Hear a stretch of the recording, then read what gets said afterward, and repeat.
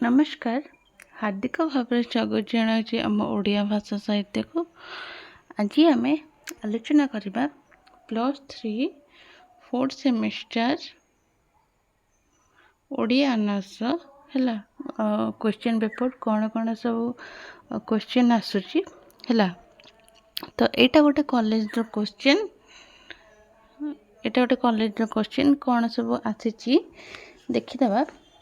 तो ये प्रथम प्रश्न देला ओडिया साहित्यर फर्स्ट 1 मार्क क्वेश्चन देला जे समस्त प्रश्नर उत्तर दियो 1 and to 10 10 मार्क आछि। प्रथम देला ओडिया साहित्यर प्रथम नाटक कौन तुम को कही ओडिया साहित्यर। तो ये उत्तर कौन हो ओडिया साहित्यर प्रथम नाटकर नाम हूँ बाबाजी है। बाबाजी यार नाट्यकार किए जगन मोहन लाला है।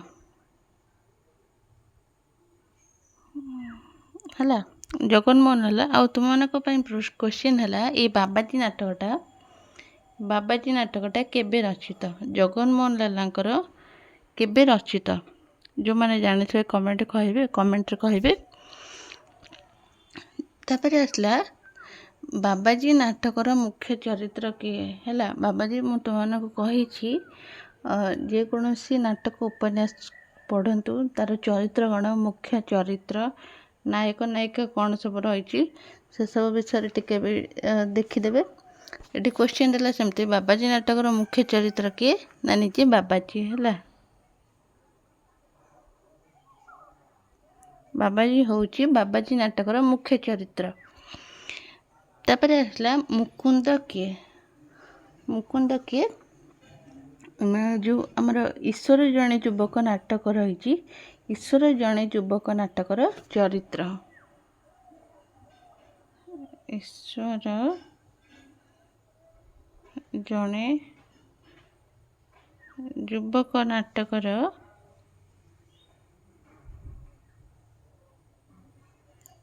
चरित्र है। तापर देला सागर मंथन नाटक जो रही सागर मंथन नाटकटी प्रथमे केउ रंगमंच रे अभिनीत होइतला एटा कौन हम ना रूपश्री रंगमंच है।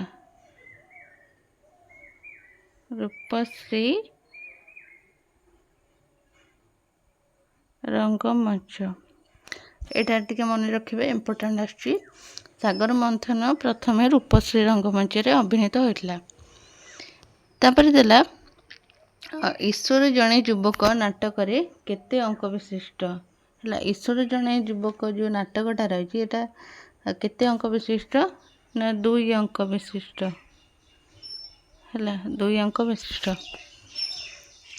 तापर देला ईश्वर जड़े युवक नाटकर नायिका किए नायिका होचंती अतनु है अतनु। तापर देला नवीन बाबू पुओ किए नवीन बाबू पुओ किए ना संजीव है।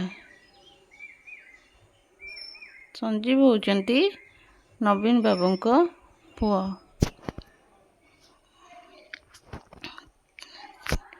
जो नंबर क्वेश्चन देला कुकुआ नाटक रे केतोटी संगीत रही कुकुआ नाटक रे केतोटी ना 4टी संगीत रही। तापर देला पहाड़र आत्मकथा एकांकिकार पहाड़ क्यों चरित्रर प्रतीक यहाँ तुम मान क्वेश्चन रहा जो मैंने भी जानी थे कमेंट करेंगे।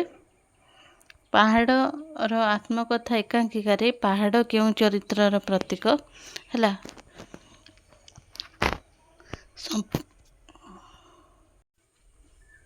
तो यार उत्तर कौन हम ना पहाड़र आत्मकथा एकांकिकार यहाँ हूँ संघर्षशील मनुष्यर प्रतीक है। कौन हम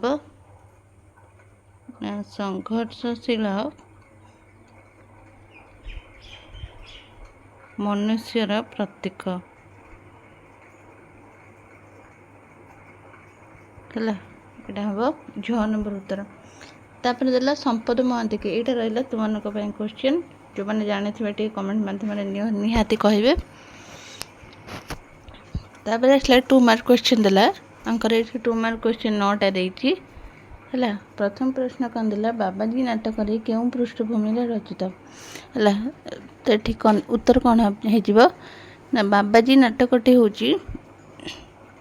जो 19 शताब्दी थिला 19 शताब्दी सामाजिक कुसंस्कार आ भंड साधु को नहीं रचित है जिते बाबाजी नाटक से सामाजिक कुसंस्कार आउ भंड साधु को नहीं रचित है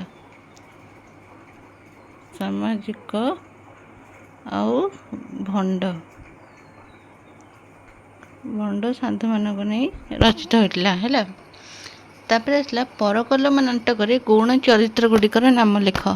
परकलम नाटक किए थिले ना नवीन बाबू संबित आउ तांको स्त्री नवीन बाबू संबित तांको स्त्री है। तापर दिला सागर मंथन नाटक दुईटी वैशिष्ट्य लेख है। सागर मंथन नाटकटा यहाँ हूँ पौराणिक कहानी रे रचित आंकर गीत नाट्य रस यहाँ सुंदर है। यहाँ पौराणिक नाटक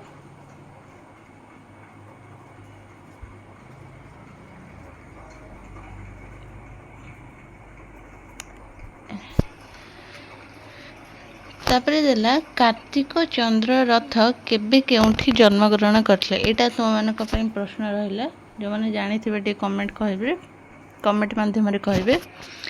तापर देला कोकुआ उपाख्यानटी नाट्यकार केउठु ग्रहण करिसंती। कोकुआ उपाख्यानटी नाट्यकार विजय शतपथी केउठु ना लोक कथारू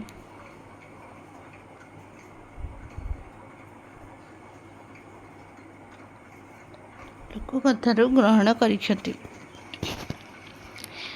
तापर देला पिलादिने अतनु को किए स्कूल आनिथिला। पिलादिने अतनु को किए स्कूल को आनिथिला। तो एटा तुम मानको ପାଇଁ क्वेश्चन रहिला जो माने जानि थिबे कमेंट माध्यम रे निहाती कहबे। तापर देला सुरेंद्र महांतींकर अन्य दुईटी एकांकिकार नाम लेख। तांकर एकांकिका कौन थिला ना अन्य एक श्रवण कुमार पहाड़र आत्मकथा।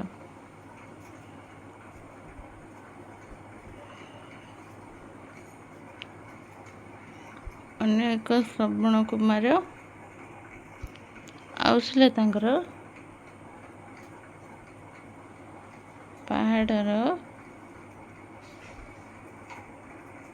आत्मकथा है। यही दुईटा हूँ सुरेंद्र महांतींकर एकांकिका। तापर देला लास्ट क्वेश्चन संबित के तांको पत्नी को नाम कौन। संबित होचंती नवीन बाबू को पुओ है। नवीन बाबू को पुत्र है। ये सरला 1 मार्क 2 मार्क क्वेश्चन। तापर देला 8 मार्क क्वेश्चन देला। प्रथम प्रश्न कौन देछि ना बाबाजी नाटकर चरित्र विषय लेख। एटा हम तुमको डिस्कशन कर दीजिए। तापर देला परकलम नाटक भाववस्तु विचार कर।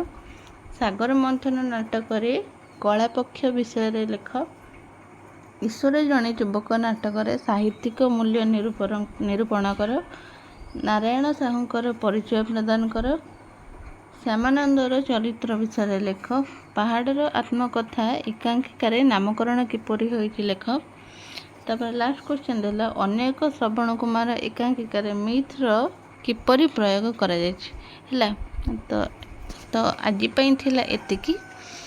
पुणी देखा परवर्ती क्लास रे। आज पई रहिली नमस्कार।